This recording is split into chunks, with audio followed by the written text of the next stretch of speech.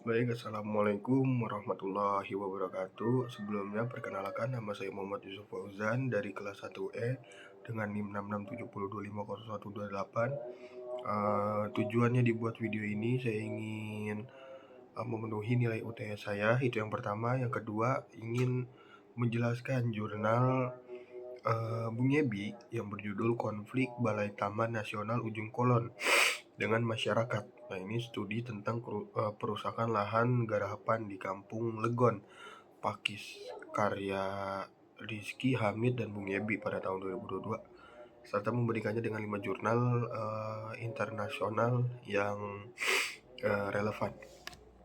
Jadi langsung saja, jurnal ini tuh membahas konflik antara Balai Taman Nasional Ujung Kulon atau TNUK sebagai lembaga negara yang mengelola kawasan konservasi dengan masyarakat Kampung Legon, Pakis, Desa Ujung Jaya yang hidup dan bergantung pada lahan di zona penyangga kawasan tersebut.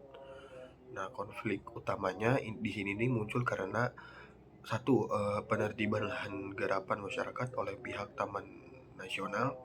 Dua, perbedaan persepsi mengenai batas wilayah konservasi. Tiga, ketergantungan masyarakat terhadap lahan pertanian untuk hidup. Sementara negara memandang lahan itu berada di wilayah yang harus dilindungi gitu. Nah, dalam penelitian ini penulis menjelaskan bahwa tindakan perusakan lahan garapan oleh aparat TNUK memicu resistensi masyarakat karena mereka merasa memiliki hak adat dan sejarah atas tanah tersebut. Masyarakat melihat kebijakan konservasi negara ini tuh tidak mempertimbangkan kebutuhan ekonomi mereka. Nah, di sini penulis menemukan ada tiga, yaitu satu, ketimbangan relasi kuasa antara negara dan masyarakat lokal. Yang kedua, belum ada pola komunikasi kolaboratif. Nah, yang ketiga, pendekatan keamanan negara dinilai terlalu representatif. Di sini pada akhirnya jurnal ini menegaskan perlunya pendekatan konservasi yang lebih partisipatif, inklusif, dan berbasis lokal, bukan hanya berbasis penegakan aturan. Mari kita bandingkan dengan 5 jurnal internasional.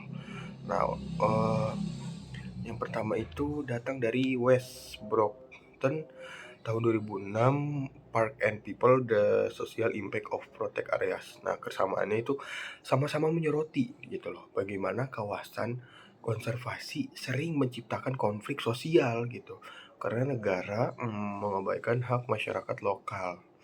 Nah, perbedaannya dengan jurnal ini yaitu studi internasional ini menunjukkan dampak hingga globalisasi dan pariwisata, sedangkan jurnal Bung Yebi fokus pada kasus lokal Ujung Kulon.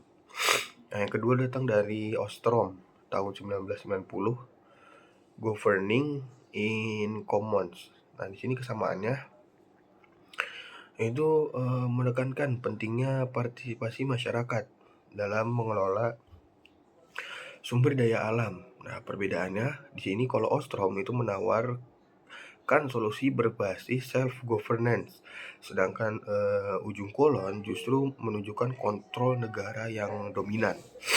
Yang ketiga datang dari Bashar and Walher tahun 2007, Conservation and Neoliberalism. Nah, di sini kesamaannya kritik terhadap model konservasi top down.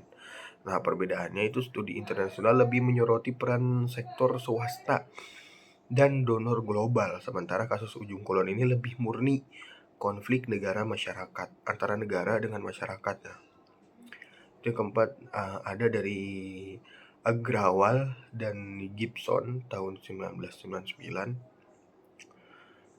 Enchantment and Disenchantment, The Role of Community in Natural Resource Management. Nah, di sini tuh kesamaannya dengan jurnal Bung Ebi itu menjelaskan kegagalan program konservasi jika tidak melibatkan masyarakat lokal. Nah, perbedaannya itu Agrawal banyak menekankan pentingnya struktur sosial internal masyarakat. Sedangkan jurnal Bung Ebi lebih pada respon masyarakat terhadap tindakan aparat. Nah, yang kelima itu datang dari Brockington dan Igyo tahun 2006, Eviction for Conservation.